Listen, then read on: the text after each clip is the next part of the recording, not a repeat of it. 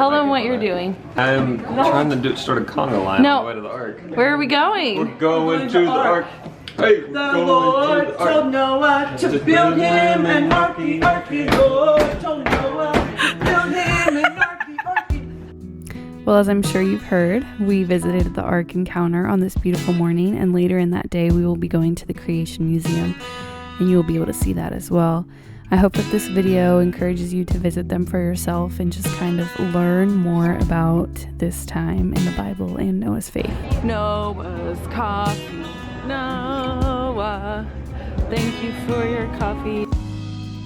Our spirits were high on this morning. We were so excited to get to know a little bit more about Noah's faith, his story, and just how much he took care of his family and how much he believed in what God told him, even though it probably would have been the hardest thing to do. But before I move on, I can't pretend we didn't love getting pictures. How did Noah do this alone? Before going into the background story of who Noah was and how God asked him to build this ark, I did want to talk a little bit about the ark size. It's a full-size model that was built according to the dimensions given in the Bible. I do believe the dimensions given in the Bible were in cubits, but I have it here in feet. It was 510 feet long, 85 feet wide, and 51 feet high. So basically, this ark was huge. Noah did this most likely alone, and I couldn't even believe that it was done in present day with all of the machinery and thousands of people working on it. So how did Noah do this alone? It's just mind-boggling. The ark was big, almost impossibly so, but Noah's faith in what God had for him was even bigger. Here's the story of Noah's ark. The Lord saw how utterly wicked people on earth had become. Every thought was only evil all the time. So the Lord said, I will wipe mankind, whom I have created, from the face of the earth, men and animals and creatures that move along the ground, and birds of the air, for I am grieved that I have made them. But Noah found favor in the eyes of the Lord, for he alone was righteous among the people of his day. Noah also had 3 sons, and God said to him, But I will establish my covenant with you, and you will enter the ark, you and your sons and your wife, and your sons' wives with you. God said to Noah, I am going to destroy all flesh because the world is full of violence. Build an ark of gopher wood with rooms inside, 3 decks and a door. Cover it inside and out with pitch. And Noah did exactly as God commanded him. God also told Noah, Take with you 7 pairs of all clean animals, the male and his mate, and a pair of the animals that are not clean, the male and his mate, and 7 pairs of the birds of the heavens also, male and female, to keep their offspring alive on the face of all the earth. So Noah and his family went into the ark because of the coming flood. And every land animal after its kind went with them, 2 by 2, male and female, just as God had commanded. And the Lord shut the door. Then the flood began. The fountains of the deep broke open, and the windows of heaven were opened. Rain poured for 40 days and 40 nights. The water rose until very high hills on the earth were covered. Everything that lived on land perished in the raging floodwaters. The water flooded the earth for 150 days.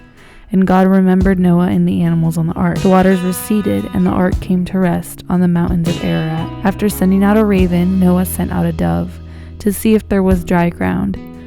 But it came back, having found nowhere to perch. After 7 days, Noah sent it back out, and it came back with a fresh olive leaf in its mouth. And Noah knew the ground was drying. Then God told Noah, Come out of the ark and bring the animals with you, so they can be fruitful and multiply and fill the earth. So Noah and his family came out with all the animals. Then Noah built an altar and offered burnt offerings to the Lord on it. And God said, Never again will I curse the ground because of man, or send a flood to destroy all living things, even though mankind's heart is evil from childhood. And God blessed Noah and his family, saying, Be fruitful and increase in number and fill the earth.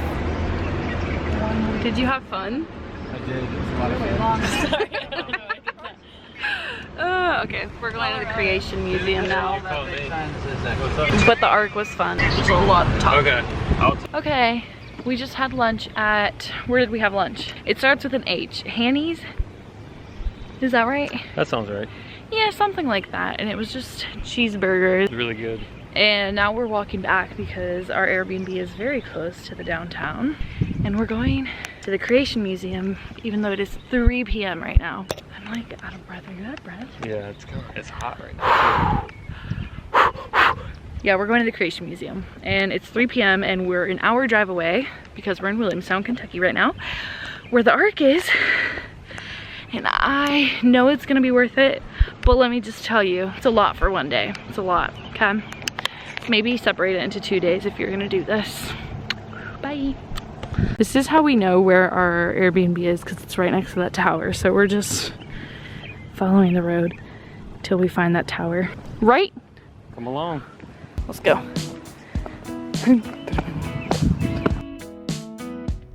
Our next stop of the day was the Creation Museum, as we mentioned earlier. This one is in Petersburg, Kentucky, which is about an hour away from Williamstown. You can definitely stay between the two or choose to stay near one and then just drive to the other one if, of course, you have a car available to you. And it wasn't too bad of a drive. It went by quickly and we were very excited to get there. It's all about the dinosaurs.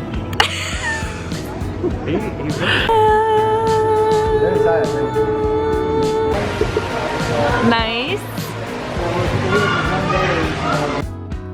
I wanted to talk a little bit more about how it made me feel now that we've gotten through the story of Noah and how the Lord asked him to build this ark.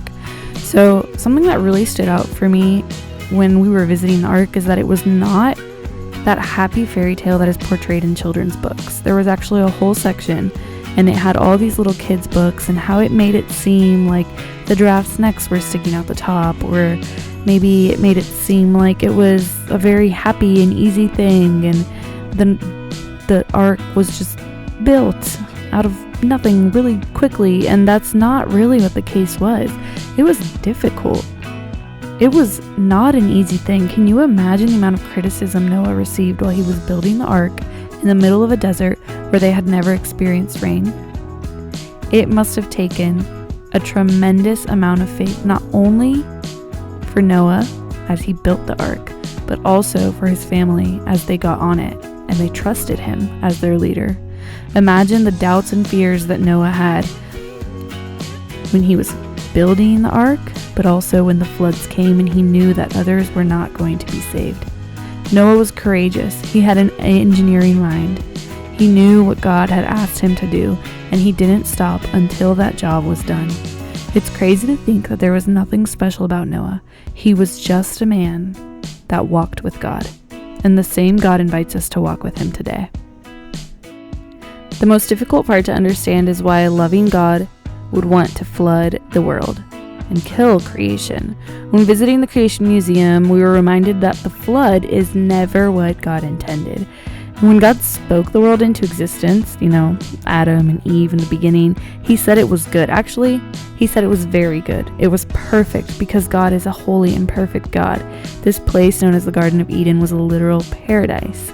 God gave Adam and Eve freedom to enjoy everything he created with the one command of not eating fruit from the tree of knowledge. Why didn't God want them to eat from this tree? Because knowledge of good and evil is only for God. He knew what would happen, and it was not what he wanted for Adam and Eve. When Adam and Eve made the choice to disobey the one command, they committed a sin. A place of perfection cannot exist with sin, so now Adam and Eve were separated from God. Since we've all sinned, we are all separated from God. But the good news is that Jesus paid the price for all sins when he died on the cross. That's amazing news for anyone who puts their faith in him, because it secures our place to return back to the paradise and closeness with God, the way he intended it. In other words, God didn't want to flood the earth, but sin started the path towards a world that was utterly evil and deserving of justice. Thankfully, God shows his grace to us, promising to never flood the earth again and providing a way for Noah. It's a reminder that God has also provided a way for me, too. I hope this story makes you think about where you came from and where you are going. I know where I'm going, and I hope you'll join me. And remember that rainbow every time is a promise that there will never be a flood again.